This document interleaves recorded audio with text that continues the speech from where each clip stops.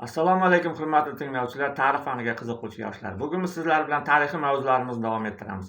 16-18 asrlarda xalqaro munosabatlar mavzusiga to'xtalamiz. Shuni aytish kerakki, bu davrga kelgan paytda Osiyoning 3ta bir-biriga tutash davlatlari Boburiylar Hindistoni, Safaviylar Eroni va Movarounnahrda hukmronlik qilgan Shayboniylar o'rtasida nihoyatda qattiq kurash ketdi va bu kurashning asosiy mavzusi Xuroson edi. Ayniqsa 16-asr boshlarida Xuroson juda ham qattiq ziddiyatlar maskani bo'ldi.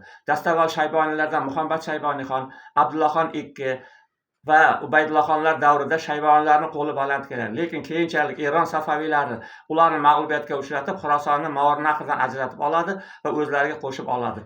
Lekin 16-asrning boshlari va o'rtalari kelgan paytda Hindiston bilan Buxoro xonligi va Shayboniylar o'rtasidagi munosabatlar birmuncha iliq kechadi. Ayniqsa bunga Bobur Mirzo va Kuchkunjixon asos solgan edi. Undan keyingi avlodlar davrida, Abdullaxon II davrida va Akbarshoh davrida ham bu munosabatlar nihoyatda iliq bo'ladi va Movarounnahrda va Hindistonda o'zaro elchilik almashadi.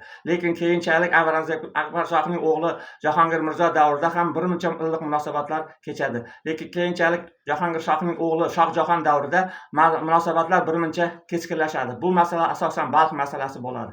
Chunki o'sha paytda Buxoro xonligida Nodir Muhammad va uning o'g'li Abdulazizxon o'rtasida taxt uchun kurash ketadi.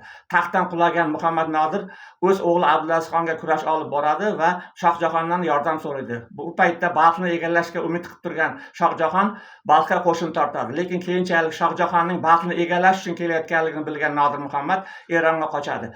Abdulazizxon buni bilib qolib 1645-yilda Balxni qamal qiladi va Hind qo'shinlarini yengib, ularni orqaga qaytishga majbur qiladi. Shuning bilan bugungi suhbatimizga yakun yasaymiz. Mavzumizning davomini keyingi safar gaplashamiz.